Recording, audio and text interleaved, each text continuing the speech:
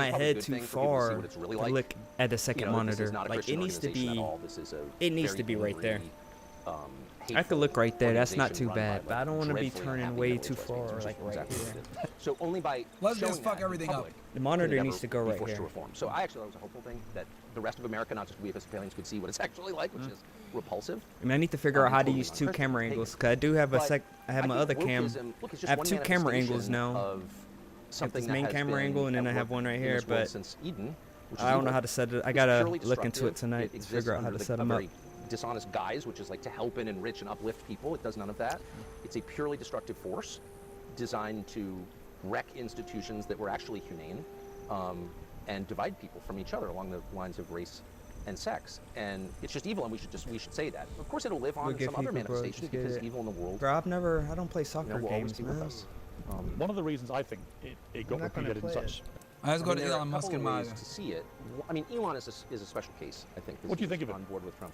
I appreciate the suggestion, but I'm not gonna play it, man. I met him for 2 hours last summer. I thought he was a total genius when he talked about colonizing Mars. It's just and Neuralink I'm not gonna and play it. humanoid robots in particular. It's a waste of money Fascinating. because I won't play it. I don't play And I thought, this is a soccer big games, or picture I don't guy. play sports The light games. was I've not met. Yeah, you know about that? I've never streamed a Everyone's gonna have sports humanoid game. I robots. don't It's play $20,000 football. I don't play a pop. basketball. I don't play All none of that domestic stuff. duty. You can almost smell them. Everything. I said, what, including I like from our shooting sex? He said games. It would be like making love to a slow-moving washing machine at the moment, but yes. Yo, I'm on this game because I have a guild. And I have my own guild, so now it's just like I'm obligated. If I didn't have a guild, I wouldn't be on this like that. But I have a guild. What games do you play? Guild Wars, League of Legends, Fortnite, Overwatch 2 before Marvel Rivals came out. No, Marvel Rivals, old school RuneScape.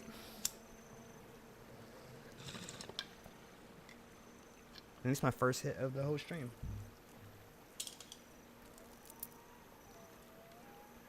You said you sure me. I already told you my name, man. So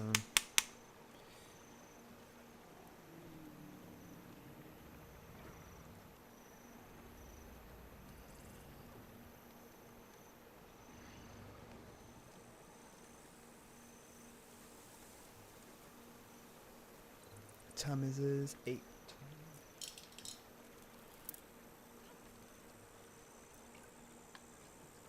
I'm gonna put that back on. Because that was Hawking told me. good In his last conversation. interview, it turned out. And he said, I said, what's the biggest threat to mankind? He said, when artificial intelligence learns to self-design, it's all over. Because they'll kill us. Because they'll realize we are ridiculous. Also, guys, I am 10 subs away from reaching 194,000 subscribers on YouTube. So subscribe to the channel if you guys are watching. Got 2,000 plus of you guys watching right now. Do your Yeah. boy solid. Subscribe if you haven't Channel's subscribed. growing nice and slow, but sustainably. I'm at 10K. Like the video, guys, Please and subscribe. to the channel. Let's go. 10 subscribers away from hitting 194,000 subscribers. And pointless. There's a in the West. When we started out this channel, I don't know how much. When we started doing this political stuff, guys, what were we at? 187 or something? 180 something. There's a very kind of passive posture toward technology, that it's inevitable or I'm at China's gonna do it 10,000. first. Discord and chat. Oh, by the way, Discord. I got your tweet here from Nathaniel about the Hollywood's response to Ye. I'm gonna react to that next. First, and we have to. It's a race. It's it's the arms race that we both grew up with. I guess we'll do a couple little world there's a sense bosses, in which, and then I'll hop people on have dominion Fortnite. over the earth Try to get a make couple more decisions recruits. autonomously. Who's all that in they here? believe They're in their own best interest and the interest of their communities and families. Try to get a So couple if you more see something like recruits. AI, and, no one can really explain why this is good for Doesn't people. hurt. It's obviously good for Sam Altman. This is more relaxed Chinese, and but chill how is it doing good this for than what me? I was doing And these you last think, well, hours. it's happening. It's just happening. You know, if somebody showed up at your house like, I'm going to rape you now, it's just happening. It's just like, this is what history is. Like, this is the part where you get raped. So you could You're put like, it like no. an LFG looking Like, for group. maybe it is, but I'm going to fight you first. And that whole sense of I'm going to fight you first because I just don't agree with this. I don't see how it's in my interest or my kids' interest. Like, my kids won't have jobs because of this. How about I punch you in the face? You know what I mean? Like, there's none of that spirit. Yeah, no, I agree. And it's just like the whole society's been deballed. So they just like sit passively back as like the future crests over them like this wave of sewage. And they're like, well, this is going to suck, but nothing we can do about it. We blow up the data centers. Like, what? You know what I mean? I don't, whatever. I'm not suggesting industrial sabotage, though. The Biden administration did it. Bro, you need at Nord to- Stream and got away with it. But I just don't understand why nobody asked the obvious About to question, which block is, how you, is this good man. for people? The healthcare debate kind of dominates a lot of our politics, or has for the last 30 years, and certainly healthcare, is more my country. Let's go to the Putin stuff.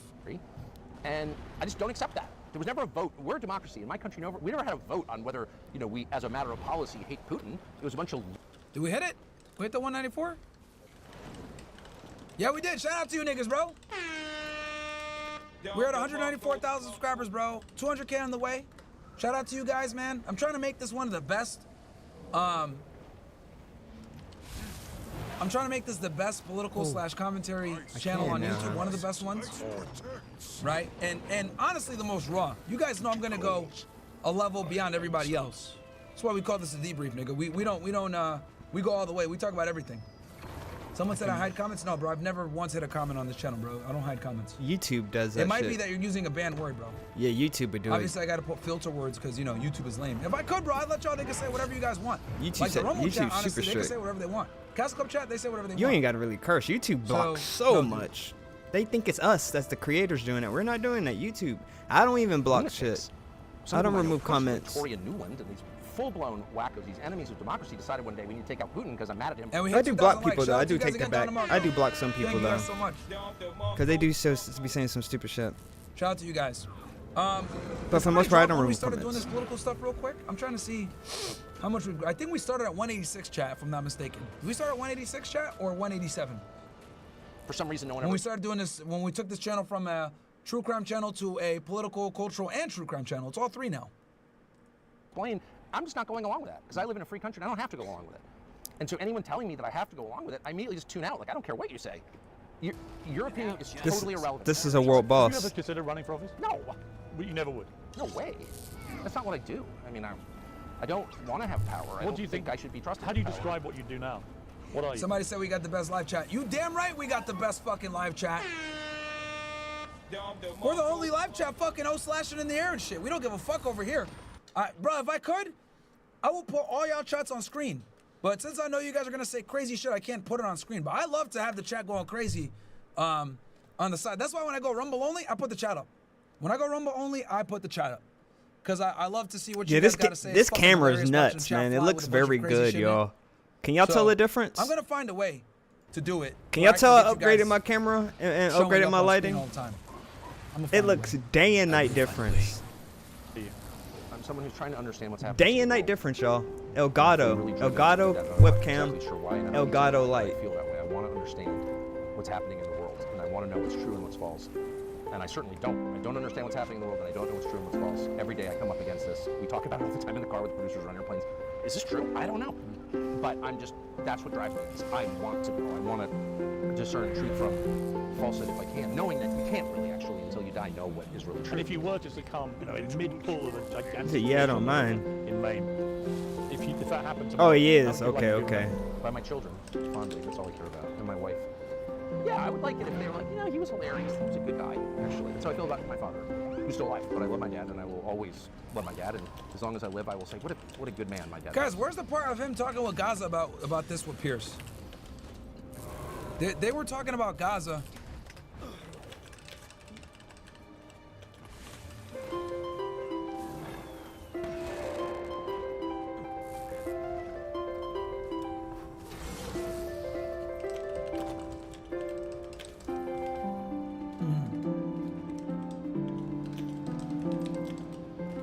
Government, he's not the president. Okay, I think this is it right here.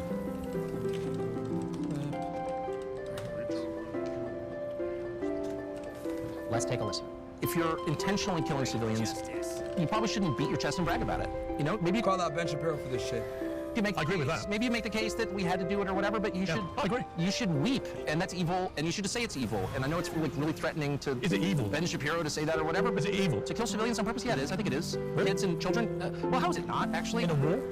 You can call it whatever you want. How is it right to kill women and children? I didn't say, because I think there is a moral right behind you if you are literally... To kill women and children? If there's a world war that threatens it threatens the entire world, yeah, some people killed your kids like your 8-year-old. Like, how is that morally justifiable? Well, because actually you have to, by your criteria... It's disgusting. Okay, it's nothing's...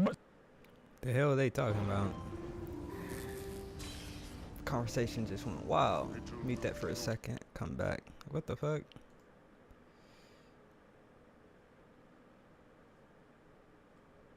Yeah, I can only imagine how the stream's gonna look on Twitch. YouTube's quality is very poor. It looks good on YouTube. They're gonna look way better on Twitch. Once I get my hours up a little bit more, I'm gonna start multi-streaming, but for now I'm just gonna only stream on YouTube. I need like 400 more hours, so I just gotta stay patient, just keep grinding it out. About 400 more hours, I'll get to reapply for monetization. No police harassment this time. This will be my 3rd time applying. No reshare. I did not resharing content. This is my content. Everything is my content. This time, I'm not doing First Amendment content, and I'm not hounding on the police, so they can't hit me with harassment this time. So, I should get monetized this go around.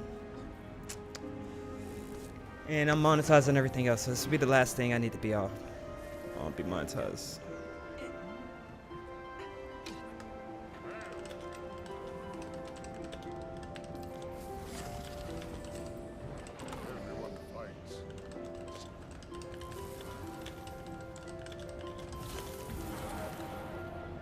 Oh yeah, once you get that sky skill, it's so worth it, bro. It sucks though. It takes a lot of work to get this, to be able to fly. This, all of us I know, everyone I've seen the sky like that, and I know like we all went through some shit to get this, man. That's why I'm going all out, yeah. Bruh, everybody that you see flying on this game went through some shit. It took me forever to get this. It took me months, bro. Like, yeah, just let me know if you need help, man. I mean, this is a good game, man. If you got people hopping in Discord or in your group playing with you, like, I could have a whole bunch of people playing. We could be doing the world boss and shit. So this game is okay, and it is fun. But it's better when you have a group. And there used to be more people coming in, or will hop into Discord or play and stuff. But you know how life is. People come and go, so. Yeah, so definitely a lot better when you have people.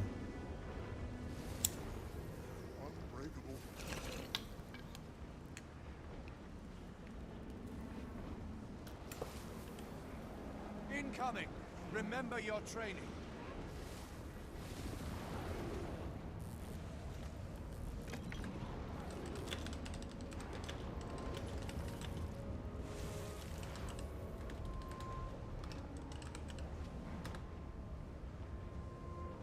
Get those cannons ready. This isn't over yet.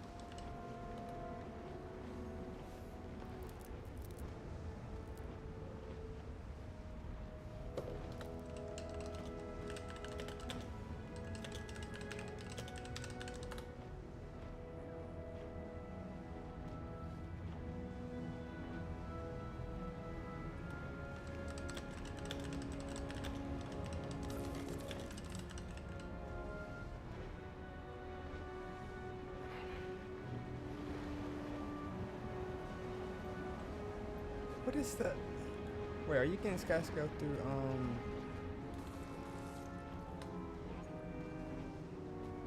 what is the name of this shit? I'm having a brain fart. What is the name of the fucking Secrets of the Obscura?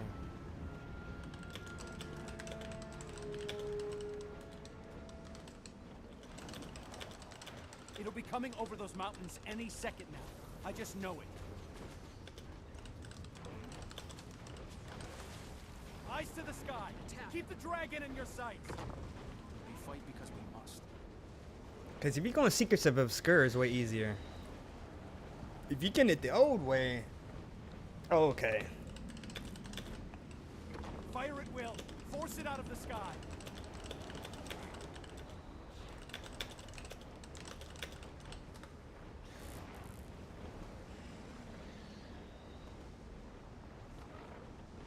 But so yeah, it's way easier that way. Yeah. The ice is shielding it from our attacks. Break the barrier. The wall's down. Strike down while it's stunned. Arrest. Get up that hill.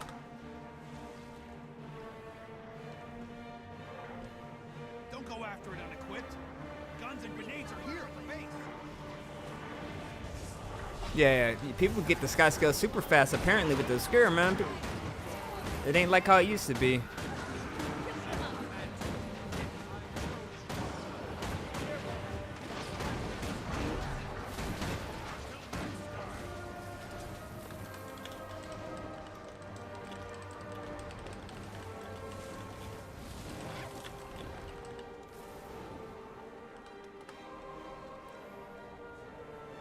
What is his ass still doing on, man? He be on this shit all day.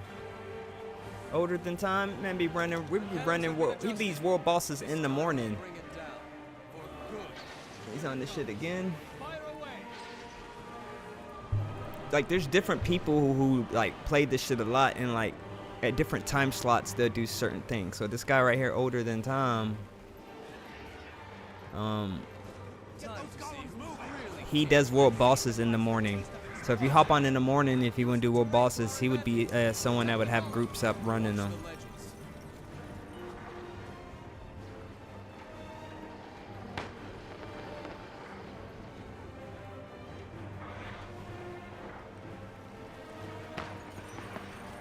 Watch the legends.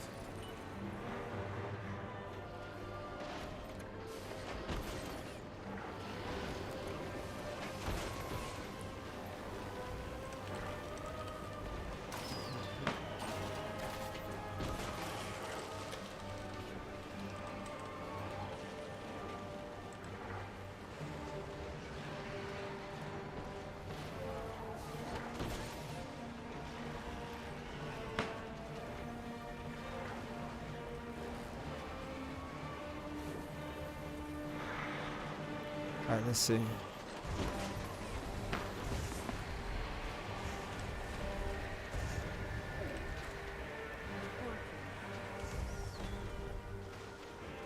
Try to acknowledge whenever he joined. I try to acknowledge all the people when they join.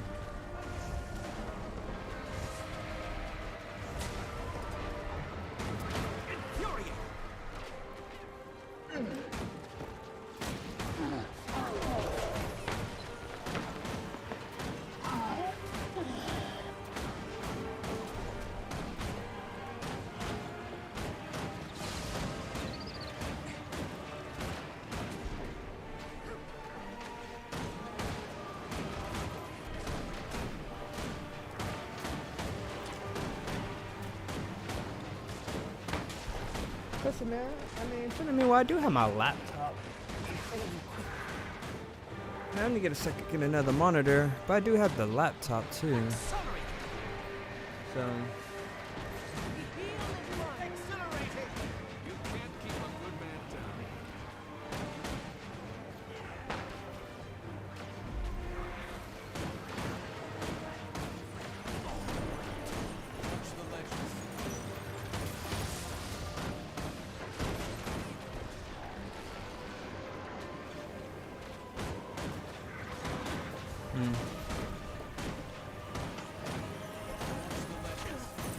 We'll figure it out. Definitely gonna get that monitor. Do we got the space? Just I would have to move that picture right there. I don't think so. I think I'm fine.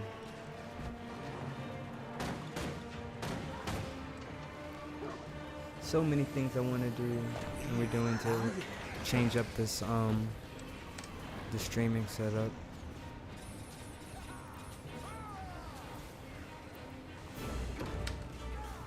Like, I'm gonna change this monitor out and retire this monitor. I just want all new stuff. 'Cause I've had this monitor since like 2014. Then won't have to worry about.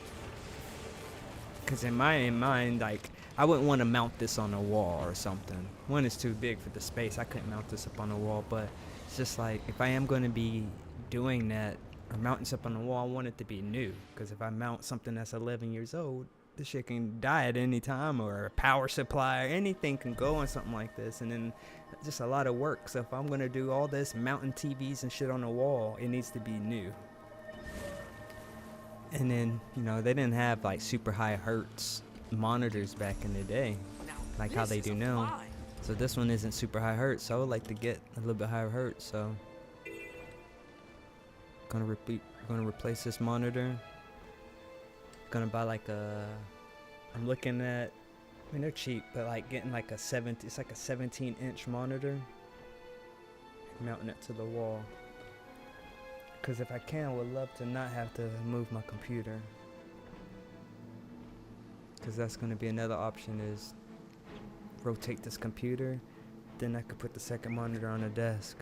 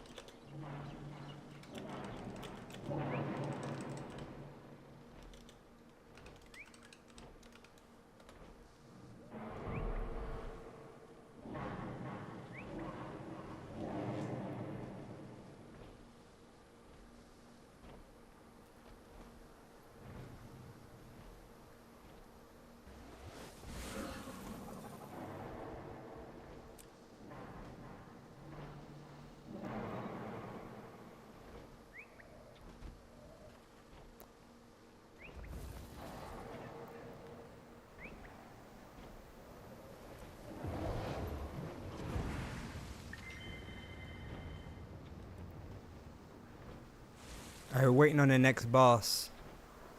What? 140,000? No, it can't be!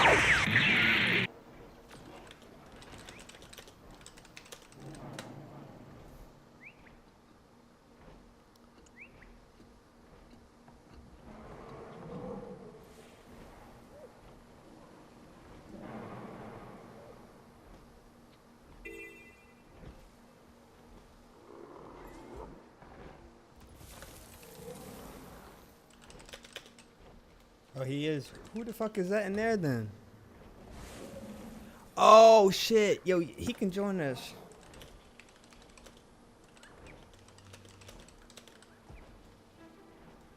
That's the new guy that just joined. Hold up. It's like, wait a second. It's like, wait, huh?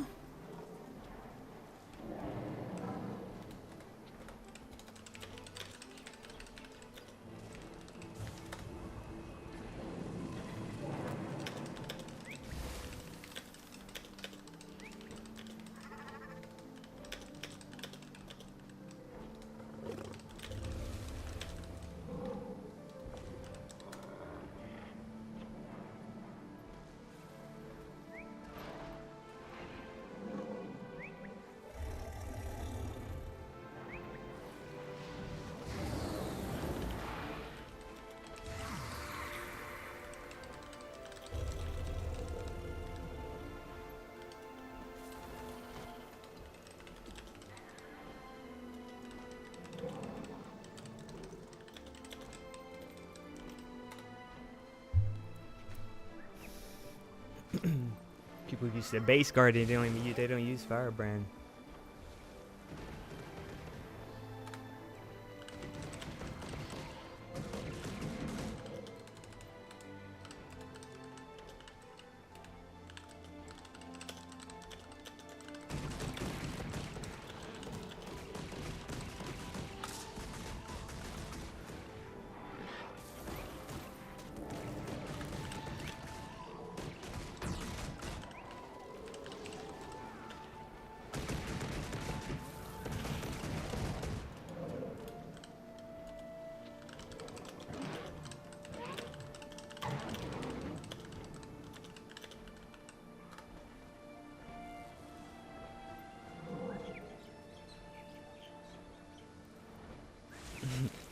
Dragon Hunter and Willbender are the most broken on PvP right now. Those are probably the two most broken classes. Guardian's the most broken on PvP. Guardian is the most broken class on PvP. It is. Dragon Hunter has two of the most broken. Like they still haven't addressed it, but they have to do something about Dragon Hunters and Willbenders. They're awful. They're very awful to play against. They're very oppressive. Dragon Hunter can basically, if your whole team is stacked on each other, a Dragon Hunter can kill everybody. He has like crazy AoE damage. He can kill everyone that's like right there on each other. And then your Willbender is like an assassin who is very strong. And if you're like by yourself, if he's a good Willbender, if he's a good player and is mechanically sound, you're dying. You're 100% dying. And there's nothing you can do about it to stop him. And he's tanky because it's a fucking Guardian. It's Guardian. Well, I won't say he's tanky, but like he has like well, he's still kind of tanky compared to like other classes, but because he's still a Guardian.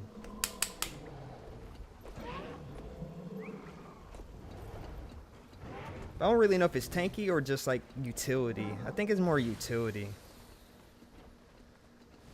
He has good utility and movement. Should probably take the tanky part back. Just as like it's an illusion of being tanky because you can just move so much, can't really hit it, and you got like shields and shit.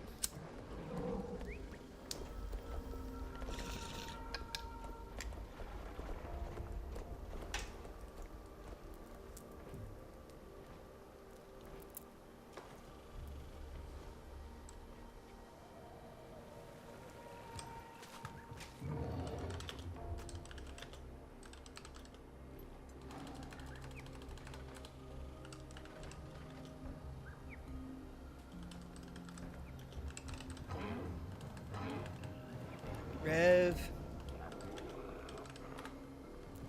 Rumor took the Clean 5000 to absorb chaos.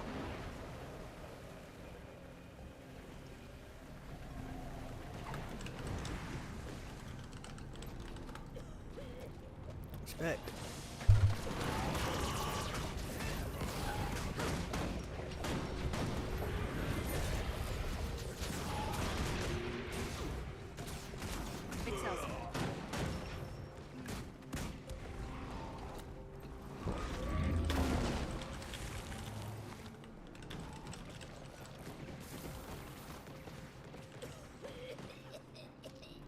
A good thief is good too.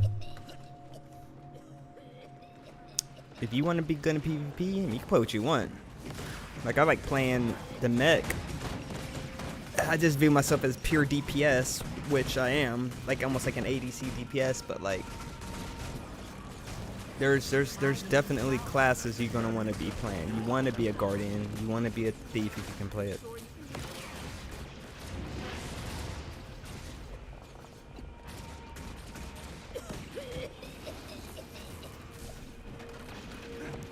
Ranger's pretty good too. Welcome back, Matt Klein.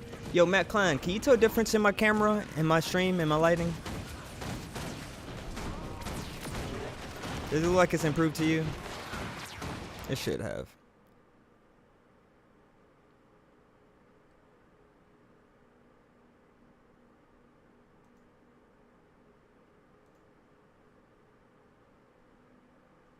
All of the studies on BDSM that I can find It's possible that there's a bunch of them I haven't found that all of them mysteriously have good control. Are you looking at it on a phone?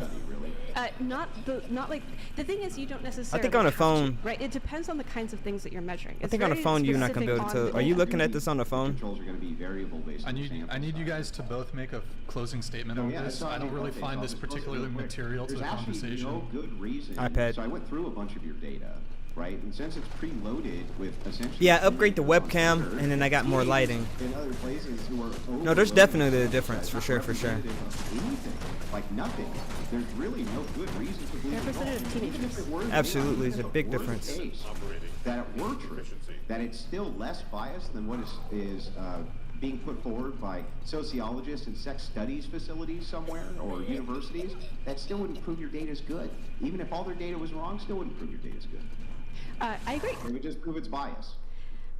Its selection effects, not necessarily bias. But in general, I agree. And this is why there's lots of techniques that we can use to determine exactly the ways in which it is not representative.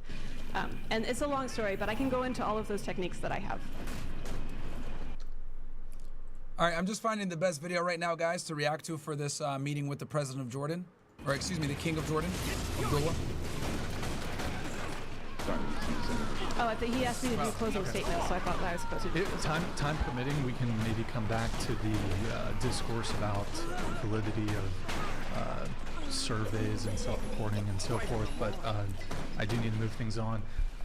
But you did you said there's about a 1.5...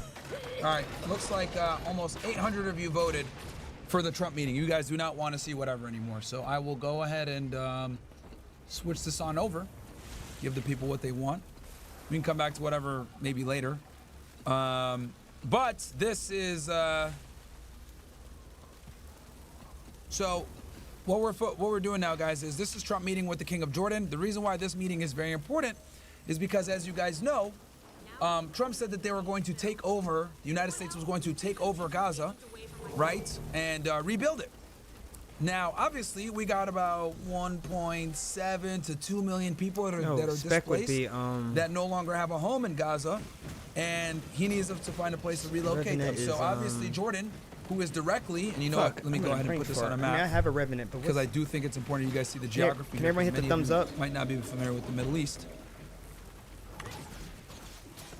So here we go. Here is Israel.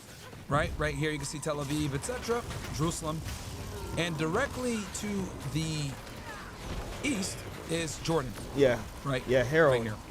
So Israel's right around here, Jordan's over here, and then you have Egypt over here.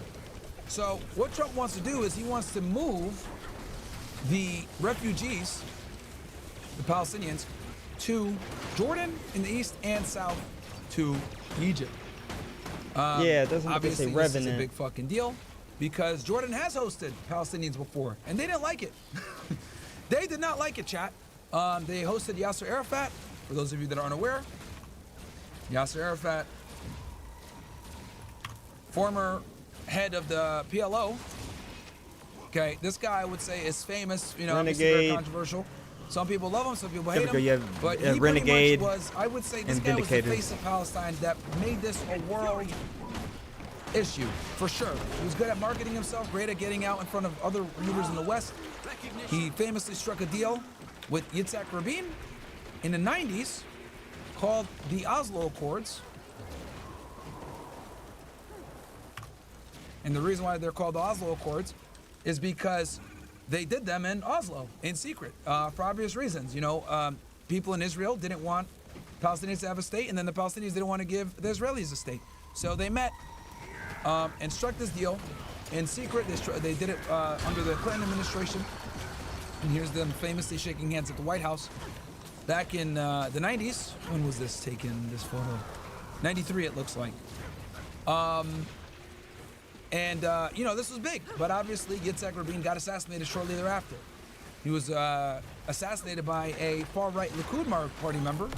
And who was the head of the Likud? This guy right here.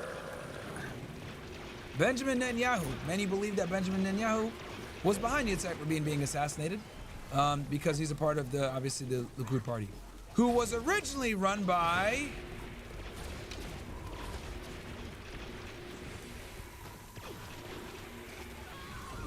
I'm probably butchering this. His name. There we go. Menachem Begin. Menachem is probably how it's pronounced. Who was a former terrorist. So, you know, you do go digging a little bit and then you figure out, you know, what's what. But anyway, now you guys know geographically where Jordan stands, where Egypt stands. And obviously this meeting is very big because last week Trump made the announcement that Jordan and Egypt would take them. And here's the king of Jordan right here. Just now, and we're going to have some longer discussions after this.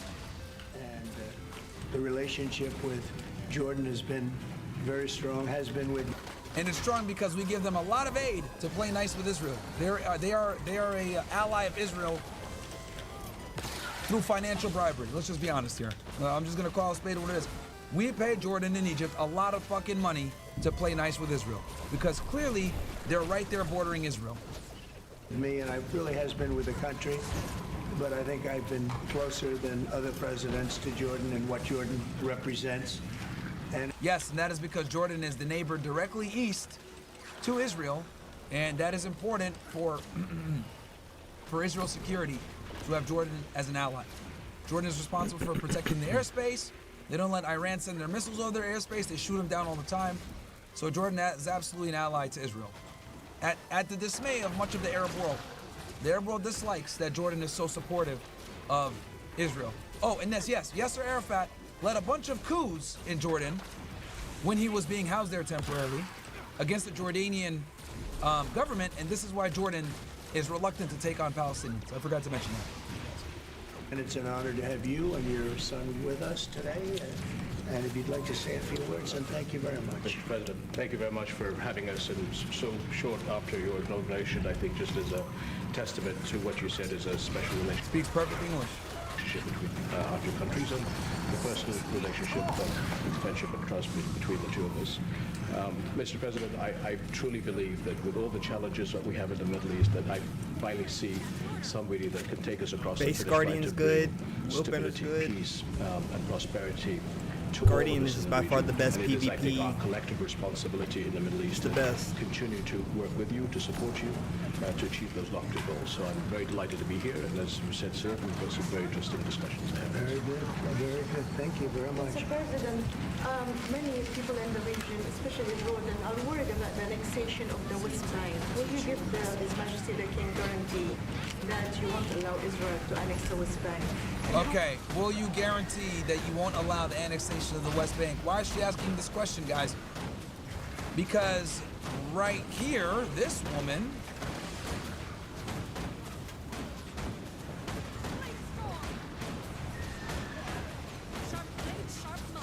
woman right here, Miriam Adelson, okay?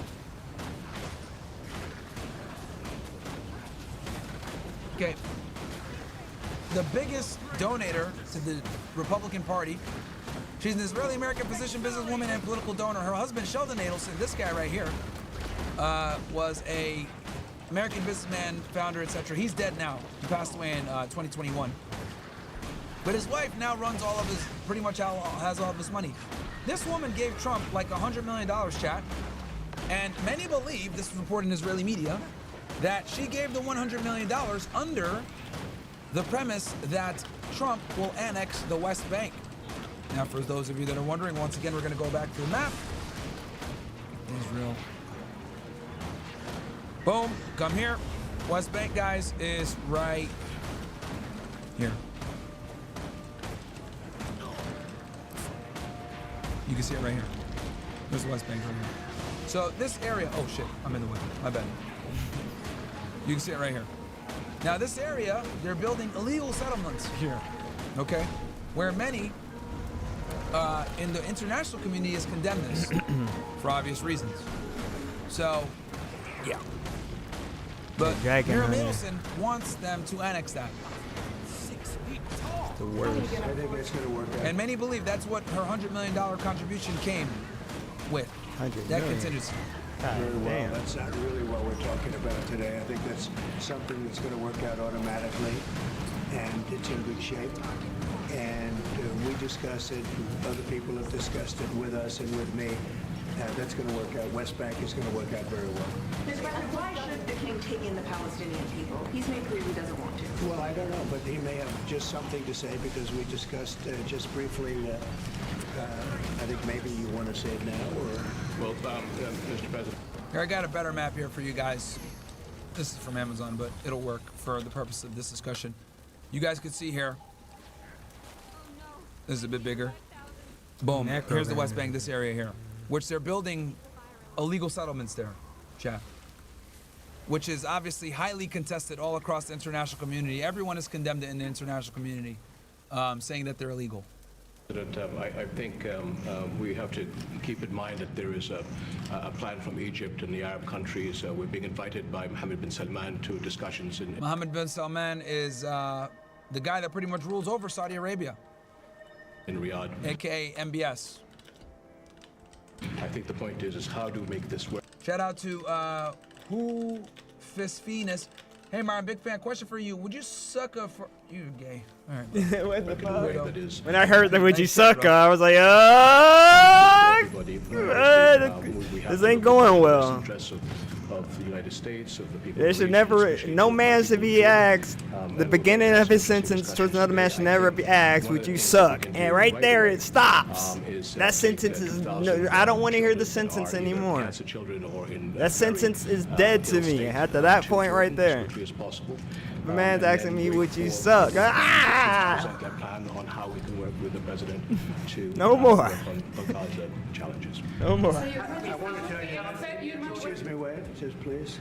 I didn't know that what you just said, 2,000 children with cancer or other problems, and that's really a beautiful gesture. That's really good, and we appreciate it. And we'll be working on the rest with Egypt. I think you're going to see some great progress. I think with Jordan, you're going to see some great progress. 3 of us, and we'll have some others helping, and we're going to have some others at a very high level. So look, already Jordan is offering to take some. Obviously, it looks like, what, 6 kids? And let me go back on. We can work with the president to work on Gaza challenges. So you're I want to tell you, excuse me, wait,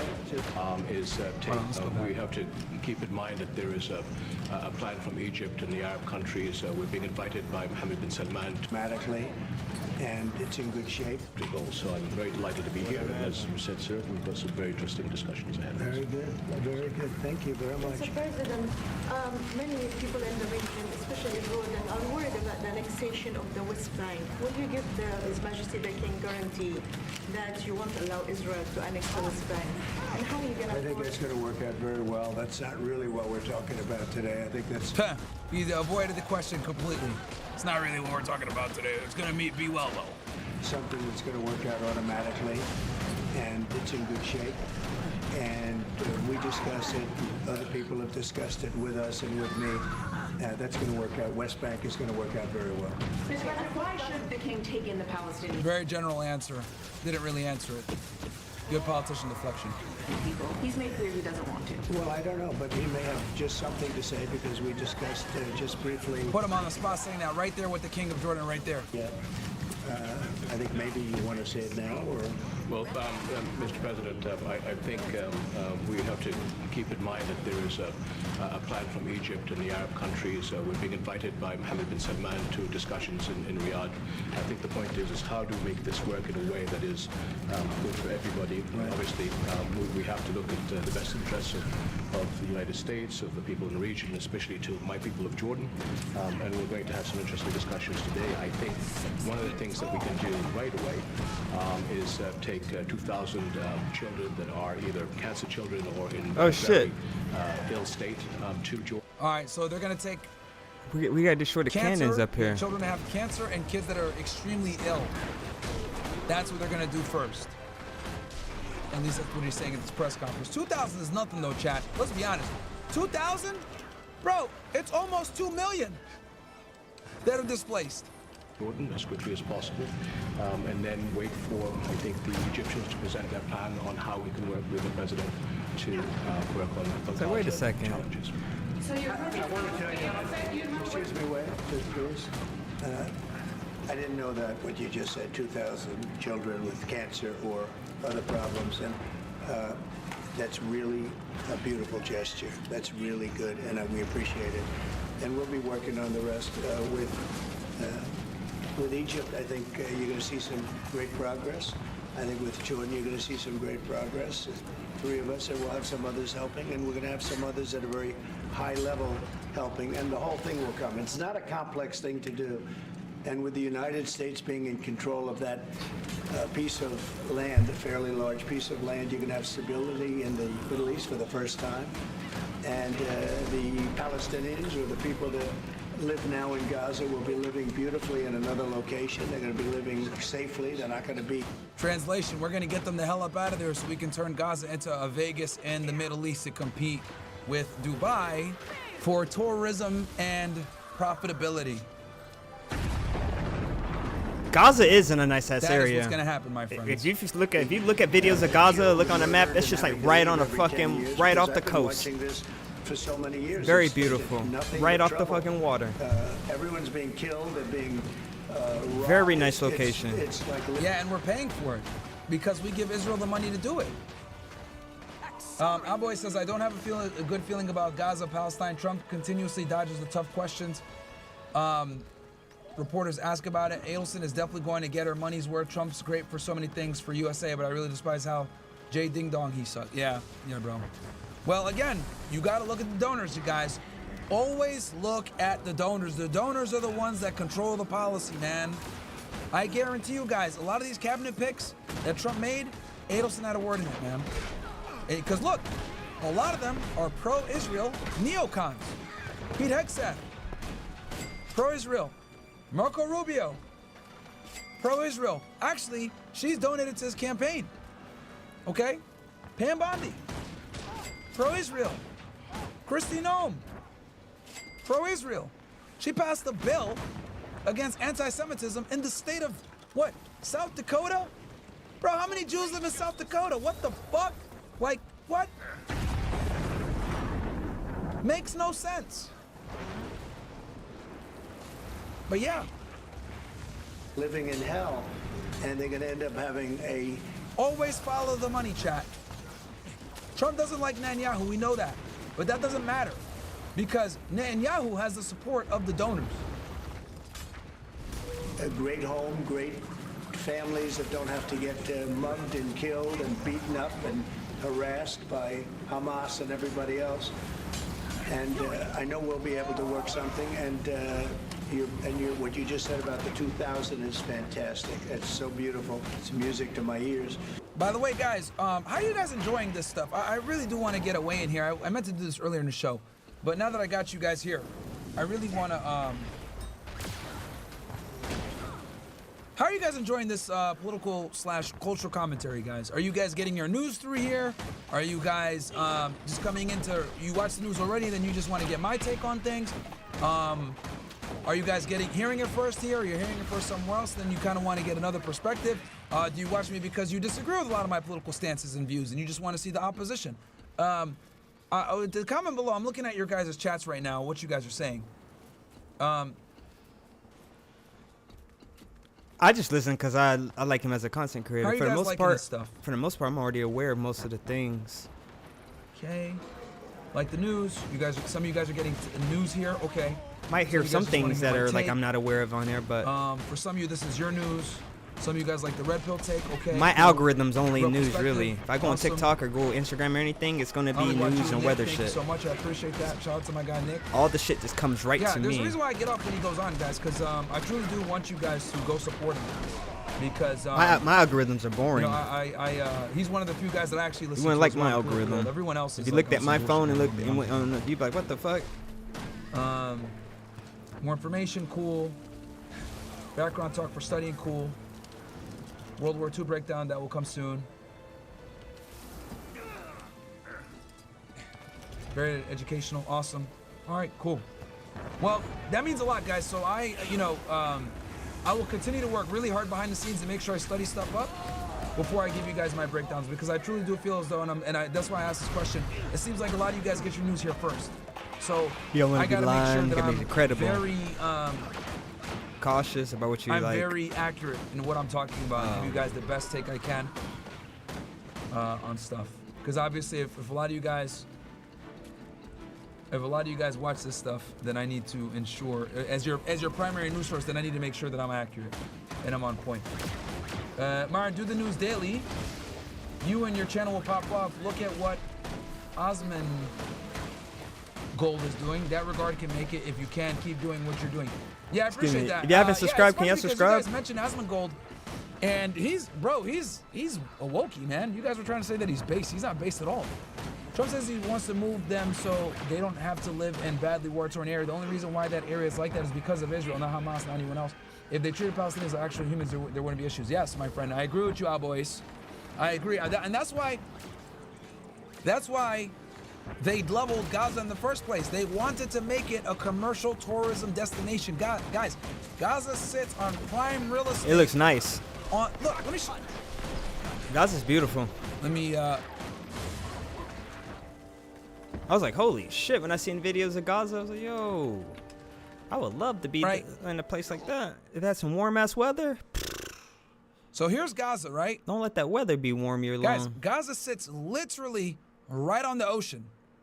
Okay? It's nice. Sits right on the ocean, Mediterranean Sea. Beach front all over here. Right? Right on the water.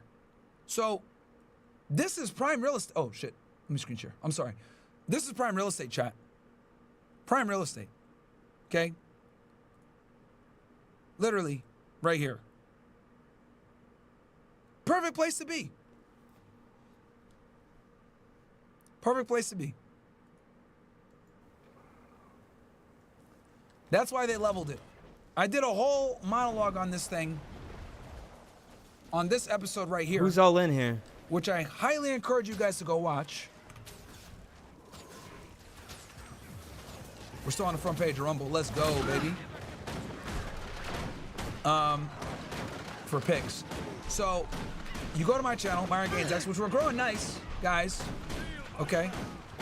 Where are we at here? Go to this episode right here. Trump's plans for Gaza. Okay? I'll drop the link in here. 227. Okay, guys? 227. I do a 20 to 30 minute monologue explaining how we got here and what their intention was from the beginning. I go from I'm gonna hop on Fortnite soon. All the way into Trump doing that press conference with Netanyahu last week. I go through the whole thing. All right? So go check that out. Dropping the link in the chat for you guys again on YouTube and on Rumble. 2:27 is the timestamp, guys. 2 hours and 27 minutes in. All right, let's keep going. Let's go back to this Trump thing. Yeah, I'm at like 10,000, y'all. If y'all haven't subscribed, can y'all please subscribe? This is crazy. Shout out to you, Kevin. He goes, quick question. If Trump's biggest donors are all them boys, then why is he still getting negative media coverage if the boys own a number of the media outlets? Because there's right wing and left wing. I'm like right at it, so I need some people. Jays, bro. I got to get like 5 subs or so above it. There's left wing and right wing. I'm like right at 10,000. So a lot of them don't like Trump, but a lot of them do. That's why. Simple as that, bro. I need to get to like 10,005, you know, something like that. I believe not so please subscribe if you haven't subscribed, man. We're going to work out something with Egypt. Mr. President, during your election campaign, Mr. President, you About to hop on Fortnite. They're going crazy trying to ask the questions. The House has been clear. Taxpayer dollars won't be used for this. So what will your money used to buy Gaza? Well, we're not going to buy anything. We're going to have it. We're going to keep it, and we're going to make sure that there's going to be peace, and there's not going to be any problem, and nobody's going to question it. And we're going to run it very properly, and eventually we'll have economic development at a very large scale, maybe the largest scale on that site. And we'll have lots of... It's going to take, I think people predicted it's going to take, what, 10 to 15 years, chat? For them to rebuild Gaza. That's how much Israel fucked it up, chat. That's how bad Israel fucked up Gaza. Good things built there, including hotels and office buildings. Hotels and office buildings. Hotels for who, chat? Hotels for who, chat?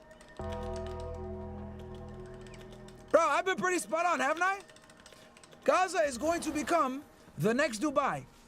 The Middle East, okay? Dubai is a relatively new major city in the world. It's exploded in popularity over the past 10 years. It's grown exponentially over the past 10 years. What Dubai and the United Arab Emirates has proven to the Arab world and the Muslim world of the Middle East is that a lot of money can be made through modernization and westernization. So what have they done? They've basically created a Las Vegas in the Middle East. They saw how much money the UAE makes off of expatriates moving there, off of tourism going there, off of businesses opening there.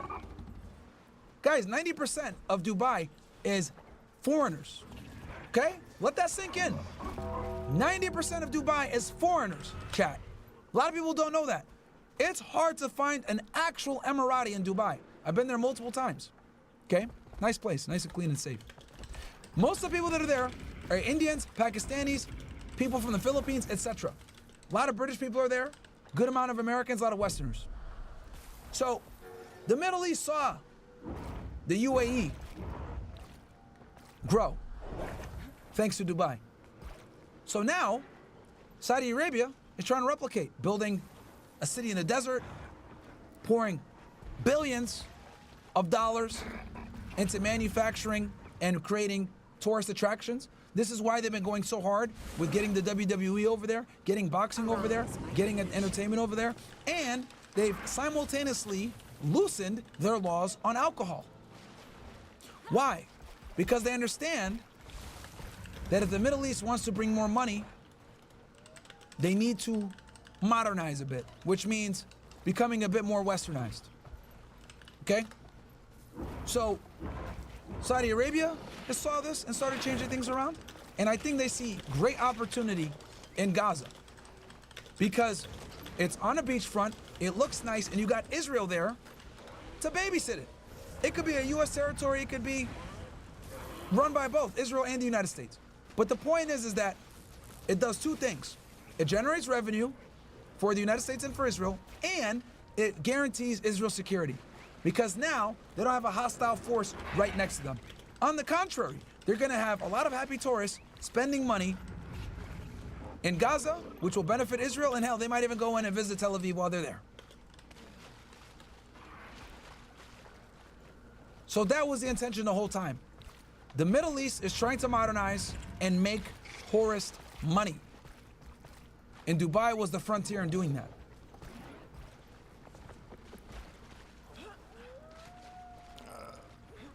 And housing and other things, and we'll make that site into what it should be. And the people from Gaza who wouldn't be able to be there for years, because you're talking about just to get it and prepare it and to take care of all of the problems that currently it has, as you know, tunnels, and people are in those tunnels, and you have some good people and some bad people, and you may have hostages right now. You know, you have the hostages possibly there. They don't know where they are. And, you know, I have a Saturday deadline, and I don't think they're going to make the deadline personally. I think they want to play tough guy, but we'll see how tough they are. But it's going to be a wonderful thing. It's going to be wonderful for the Middle East. I think it'll turn the Middle East. I think you're going to have peace in the Middle East. You're going to eventually have peace in the Middle East. Peace in the Middle East. There would never be peace in the Middle East. I'm about to say, that sounds like oxymoron. There is a two-state solution, bro. There'll never be peace in the Middle East, bro. Until the Palestinians get sovereignty, there's never going to be peace in the Middle East, bro. Never. I was like, what peace in the Middle East? I don't like, know why the West doesn't understand this shit. Huh? Who made that shit? Well, actually, you know what? No, I'm being too nice. They do understand this shit. It's just that Israel has too much control of us, so we can't let it happen. That's why, because there's the pro-Israel donors will never allow the Palestinians to have a sovereign state, which will always create instability in that region. Risk undermining the talks that you're having with the king today, and risk the kind of wider peace that you're trying to... because that's not, we're not talking about a big situation. We're talking about something. Of course, some idiot says alcohol is still illegal. Yes, we know alcohol is still illegal in Saudi Arabia, bro, but they've loosened the liquor laws. Holy fuck, people are stupid. You can still get liquor in Saudi Arabia. You used to not be able to get it at all. But now they're importing it, and there are ways to get it as a Westerner. So yes, it's still illegal broadly, but you can procure it now. Holy fuck, people are stupid, man. Thing that can go very quickly. We're talking about it's going to go quickly. It's not going to take a long time. Okay, that's not going to take a long time. You know bullies. You know what a bully is, right? You know. Shout out to 3 Diglets, big $100 super chat. He says, so this world is to build one big fucking shopping mall. That's one of the 2 best things that motherfuckers do best. Buy shit. Yeah, bro, that's literally what it is. It is literally there to create tourism and revenue for the United States and for Israel. And to create, and to also, it's a 2-pronged thing. Number 1, it's gonna generate a bunch of fucking money in tourism. And then number 2, it's gonna ensure Israel's safety and security in the West. In the Southwest, excuse me, because that's where Gaza stands. That's what it does. It does 2 different things. Shout out to 3 Diglets. Actually, I'll give you a second now to mark on my nigga. Thank you so much, bro. I've always, and I found it throughout my life, a bully is the weakest person. And they're bullies. Hamas is bullies. The weakest people are bullies. You know that, right? All right, go ahead. Mr. President, you were saying that Palestinians will live somewhere else safe. Where exactly do you want them to live? Well, it's not where I want them to live. It's going to be where we ultimately choose as a group. And I believe we'll have a parcel of land in Jordan. I believe we'll have a parcel of land in Egypt. We may have someplace else, but I think when we finish our talks, we'll have a place where they're going to live very happily and very safely. And, you know, don't forget, they only want to be on the Gaza Strip because they don't know anything else. They've never had an alternative. And they don't want to be on the Gaza Strip, but they have no choice. They have to be. And they're being killed there at levels that nobody's ever seen. No. Well, they want to be there. They just want to be home and not be fucking occupied by Israel. That's the truth. They want to be there and not be occupied. Their food, their water, their electricity, it's all controlled by Israel.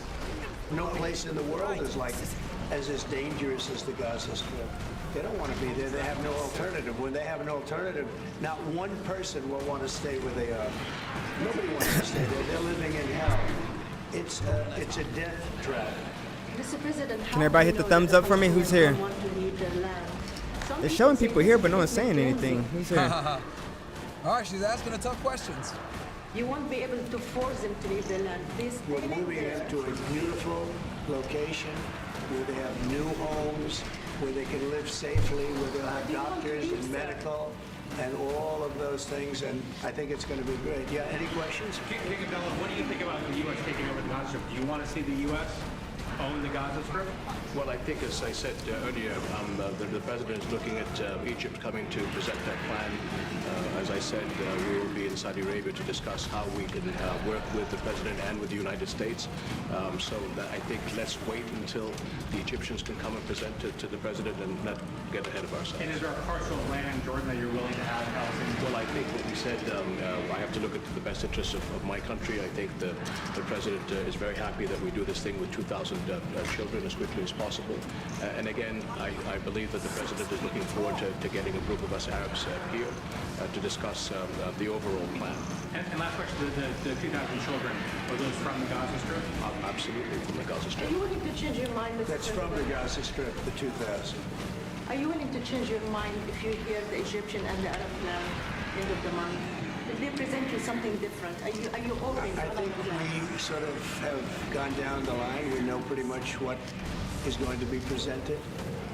And I think it's going to be something that's going to be magnificent for the Palestinians. They're going to be in love with it. I did very well with real estate. I can tell you about real estate. They're going to be in love with it.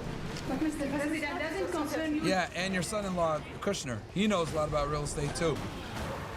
And he's running this thing. That moving 2 million people from there. It's a very small number of people relative to other things that have taken place over the decades and centuries. It's a very small number of people. And they're living a terrible life. Look at the way they're living now. Nobody's living like that in the entire world. They're living under buildings that are mostly fallen down and will continue to fall down. And they're living under. People are being killed every day. The conditions are horrible. There are no conditions anywhere in the world that are worse than the Gaza Strip. But don't you have concern that you can destabilize Jordan and... You said Oh shit, Wade tells me, do you know President of Egypt postponed his trip to the White House after this meeting? No, I did not know that. I did not know that. Can you send me the article for that, bro? Can you please send me the article for that? I'd like to take a look at it later. But I'm not surprised, bro. Guys, this is putting an enormous amount of pressure, political pressure on Jordan and Egypt. And here's the thing, Trump's not gonna admit it on camera, but the reality is if Jordan and Egypt don't do what he says, he's gonna withhold aid. That's what he's gonna do. And they rely a lot on our foreign aid. A lot. Egypt and Jordan. Hell will break out if all the hostages are not released on Saturday. What did you mean by that? And are you encouraging Netanyahu to walk away from this deal? Have you talked about this with him? So I've looked at at the condition of people coming out of the hostage I do make a destroyer. situation, I haven't done and this it's in a while. horrible. This probably be the last I one, and looked I'll at hop on Fortnite. Before and after yesterday, 3 young men. One is dead now, as you know, the older gentleman who died, which everybody said he was alive and well. He's dead. But the 3 young men, and I looked at them from a short while ago, and I looked at them now. They are emaciated. They look like Holocaust survivors. They looked, I mean, they'll get better, but they're in rough shape. They were treated really badly, and we've heard things from them since. And I think the reason that Hamas is playing so cute is because they saw the reaction to these 3 people that came out, and the other ones. Look, the one young lady had her hand blown off practically, and they were not in. Well, I mean, look, man, it's tough for them to care for the hostages when they're getting blown into smithereens by Israel. Let's just be honest here. Great shape either, but she's missing her fingers and a big part of her hand. You know what she did? She was stopping a bullet that was aimed at her. She went like that, and it blew off her hand. No, I think I think they want time, because I think the people that they have living are in such bad shape, because they're sending the most healthy people out, because they don't want to send the least healthy people out. And there was an uproar when they saw the people from yesterday. So these people are, so I don't want to do 2, and then we do another 2 in another week, and then we do 4 in 3 weeks. No. They either have them out by Saturday at 12 o'clock, or all bets are off. Mr. President, would you still consider withholding aid to those countries if they don't accept your plans to accept? Well, I don't want to say that, because we've had such a good relationship, and we're doing so well just in the short time that we've been talking. I mean, the king just made a statement. I didn't ask him to do that, about literally saving 2,000 young children from the Yeah, that's interesting that Trump didn't know that. Gaza Strip. We didn't know about. Or he didn't. He was just playing dumb. That you didn't know about that. Nobody did, except for the king and his son. I assume you told your son, right? And I just thought it was great. No, I think we'll do something. I don't have to threaten with money. We contribute a lot of money to Jordan and to Egypt. Oh, he said it. He said it. He said it.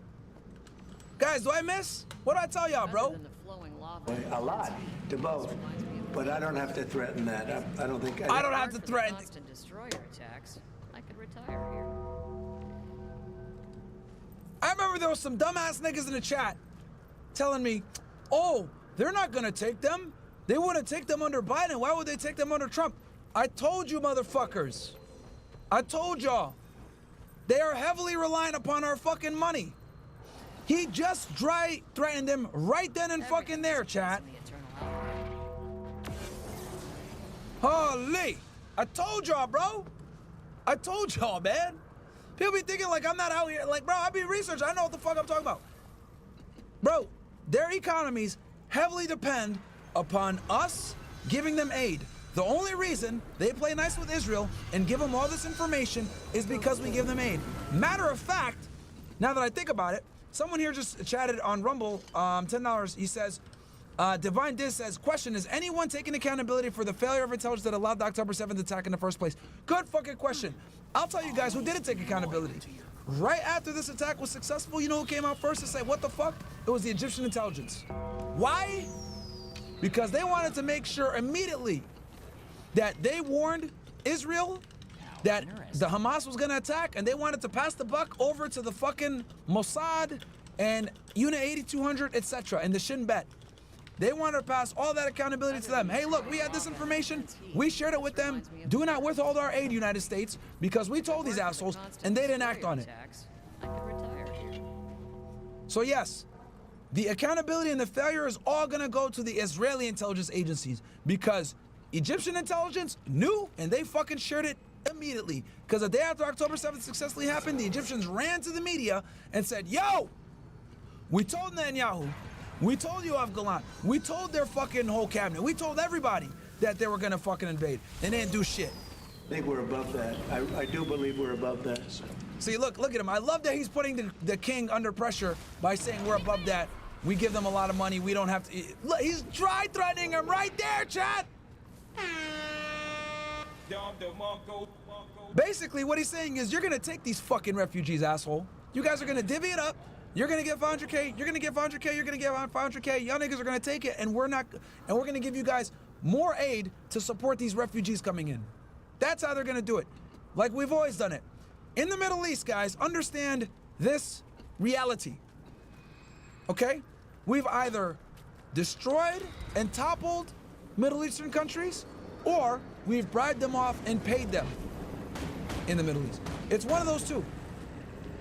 We've either toppled them, like Libya and Iraq, forced their flee, like in Syria with Bashar al-Assad. I do need to be doing something like this.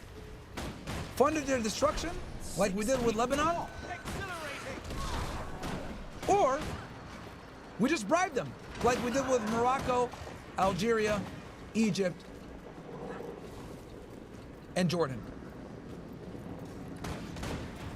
Sudan, destabilized. North Sudan. Every single country in the Middle East that's been an adversary of Israel has either been bribed or toppled. Can everybody hit the thumbs up for me? Joe says, Egypt has the largest army in Africa. They own the Suez Canal. They ain't take a shit, bro. They will get money from China, which is a huge help for us. No, bro. Why do you think they have the Suez Canal, bro? Are you stupid, Joe? Why do you think they still have the Suez Canal? Because of us. When Israel tried to take it in France, we stopped them. That's why they still have the Suez Canal. Come on, Joe. Come on, man. I covered this in my fucking monologue. The Suez Canal crisis is what led Israel to fucking getting the nuclear bomb. Come on, man. Watch the video I posted, man. Watch it. 227 is the point. It's on Rumble. It's on YouTube as well, but obviously that part isn't on YouTube. That monologue. Watch it. Egypt only has the Suez Canal because of us. And they know that. And we could take it from them if we wanted. Nowhere Man says, they're not going to be a two-state solution. These populations can't reasonably expect it to live right next to each other. I think the Palestinians should be given some land far away from Israel. Or Israel could be given some land far away from Palestine, but who knows? Realistically speaking, Israel ain't going nowhere. Trump can't be this naive. They're living in hell because of your donors and our greatest ally, Fat Trump L. Come on, man. This is sad they really got him by the balls. Hey, man, they're the donors. Do you think after Trump's term is up, the next president could potentially reverse all of Trump's doings that benefit Israel, relocating the Palestinians, for example, or are we just completely cooked no matter what? We're cooked, bro. They're cooked. They're cooked. Until some Palestinian donors can give that kind of money, ain't nothing changing with our foreign policy. Myron, this is from Mr. Mundo. He goes, Myron, I have friends that are upset with me for agreeing with you on certain things. They told me I changed. Should I keep them as friends? That's a personal decision that only you can make, my friend. If they benefit you in some kind of way, maybe with work or some shit like that, maybe it's best to keep your political opinions to yourself. Yeah, just don't talk about it. Content in secrecy. Yeah. But understand that most people are blue-pilled in the world, my friend. And they're not gonna like what you got to say. You're gonna lose. Yeah, you'll get rid of everybody. So that's the only decision you can make. But if they don't benefit you in any way, just cut don't them talk off, about bro. it. If they're not like material to your economic success, get rid of them, bro. Blue pill people will cost you money, man. A lot of the times, if they're not giving, if you're not making money with them, they're gonna lose you money. So, yeah, bro, those are L friends. But if they're like colleagues, people you work with, etc., then just keep your opinions to yourself, bro. Get some Red Pill friends. Join Castle Club so you can talk about this shit. We got a bunch of people in Castle Club that are fucking aware. That's where you gotta go. You gotta go to people where they're like-minded, my friend. Oh, you need to make quick, digestible geopolitical videos. You're extremely on point, bro. I might start clipping if you don't. Go for it, bro. Clip. Do it. I'll repost it on Twitter. I'll repost it here. Go for it, man. And guys, just so you guys know, also on my channel, I'm dropping clips every day. I'm dropping clips every day. Like here today, for example, they dropped it a little bit later than I wanted, but I dropped clips like here we go. Israel catches backlash from the ICC, right? 26 minutes, but I put timestamps in it, right? So feel free, guys. I go into this and I talk about the ICC and them getting sanctioned by Trump. You know, go in there, like the video, comment. Helps a lot, man. Every view matters. So yeah, bro, go ahead. Clip my stuff. I don't mind at all. Do you consider other countries, not Jordan and Egypt? There was talks about Indonesia, Albania, other places. Yeah, sure. And we have other countries that want to get involved. We have a lot of people that want to get involved. There's a great sense of wanting to help the Palestinians.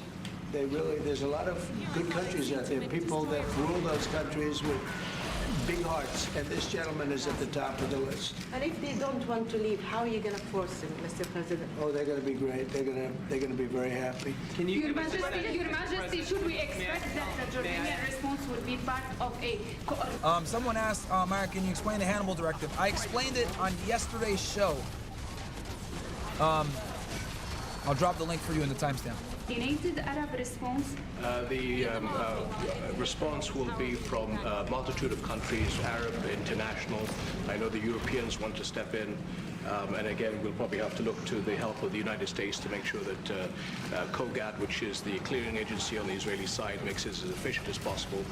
Because 2,000 kids, the best way to get to them is by helicopters and get them straight to our institutions. I also believe that quite a few countries would also probably like to take some of those kids and have them treated in their hospitals. So we hope to launch this ASAP. Yes, and that's right. This should have been done by the Biden. All right, right here, bro. Yesterday's show, right at the 3-hour mark, I go into the Hannibal Directive. Okay? Here's the link, bro. Go ahead and watch it. This is that yesterday's stream I had gave a lot of info, man. 3-hour mark, bro. 3-hour mark. For the Hannibal Directive, and I go into detail about what it is, how it came to be, why Israel participates in it, etc. Biden administration, but you know, they didn't do anything. They didn't know what the hell they were doing. So this should have been done by the Biden administration. This should have never happened because October 7th would have never happened. If I were president, zero chance of happening. You wouldn't have had that whole mess where the Middle East got blown up, and you wouldn't have had Ukraine and Russia fighting. That would have never happened. And by the way, we're making good progress there, I think. I really think we're making some very good progress. Mr. President, you said before that the U.S. would buy Gaza. Oh, look, Marco Rubio's here. The Secretary of State. And you just said we're not going to buy Gaza. We're not going to have to buy. We're going to have Gaza. We don't have to buy. There's nothing to buy. We will have Gaza. What is that? No reason to buy. Guys, I'm going to be getting off soon as well. I got to grab some food, man. I'm dying. There's nothing to buy. It's Gaza. It's a war-torn area. We're going to take it. We're going to hold it. We're going to cherish it. We're going to cherish. Get it going eventually, where a lot of jobs are going to be created for the people in the Middle East. It's going to be for the people in the Middle East, but I think it can be a diamond. It can be an absolute tremendous asset for the Middle East. And you're going to have peace. It's going to bring peace in the Middle East.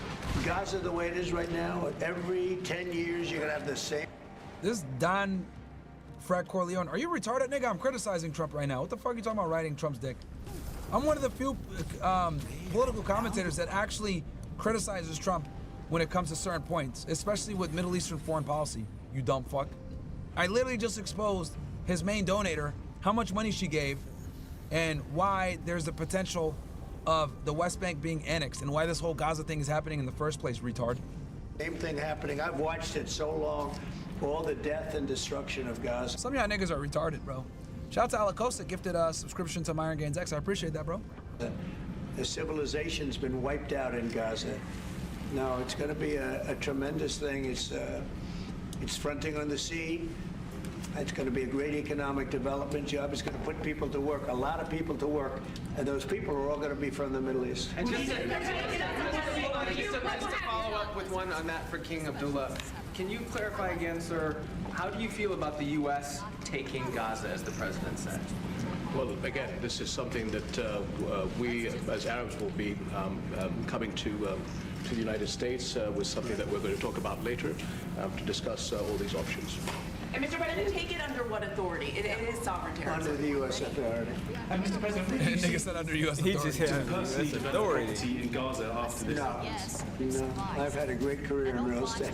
Mr. President, what will your team... You know, when you've done what I've done in the last number of years, including the 4 years that we should have been doing something else, frankly, because people see that now for sure. But when you've done what I've done, you can just do more good for people when you're president. When you're president, we can do things. This is all things that should have been done, but actually things that shouldn't have had to be done. Gaza, absolutely, it would have been so great if the Biden administration would have started this. But actually, in all fairness to them, Albo Ace tipped $100. Dinner on me tonight. We appreciate the daily streams and hard work. G. Flexed bicep. Of October 7th, something like this becomes practical and very real. Albo Ace with a big $100 super chat. Thank you so much, bro. That means a lot, Albo Ace. I really appreciate that, bro. You did on Iron Gains X. I appreciate that. That supports your guy. Dinner on me tonight. We appreciate the daily streams, our hard work. G. I appreciate that, bro. I really do. I ain't gonna lie to y'all, man. This shit is tiring, man. It really is. Doing these daily streams, 5 o'clock, going live, fucking Rumble Studio not working and shit like that. Then I gotta fucking call Bills and we're fucking scrambling to get it going at 5. It's tough, bro. Especially being, ensuring that I'm always on time and getting the shit out to you guys at 5. So I really appreciate that, bro. Thank you so much. You guys keep me motivated, man. And the fact that a lot of you guys, and that's why I asked that question earlier with the poll, are you guys getting your news here a lot of the times? And a lot of you are. So I'm like, holy shit, man. I have a duty now to give you guys the best information I can and be as researched and as bulletproof and as thorough as I can be when I give you guys these analyzations, right? And cover news also that you guys might not know. A lot of you guys might have not known that Mayor Adams is gonna get his indictment charge dismissed. You know? And I called it. I told you guys he was gonna get the indictment dismissed because he was playing ball with Trump on the immigration stuff. So, you know, we've been pretty good here, man. This podcast has been pretty damn good with predicting things that are going to happen. Meaning the development and all of the things that I've talked about with respect to the Gaza Strip. If you didn't... Thank you, Albo. I appreciate that greatly, bro. Have the... Give you a double, DeMarco. October 7th catastrophe, and it was a horrible catastrophe, then probably you wouldn't be talking about that. But the only thing I can say is this is going to bring stability and peace to the Middle East. And ultimately, when it's developed, which will be in quite a while from now, because we want to let things calm down, but when it's... Maybe 15 years, they're saying. Developed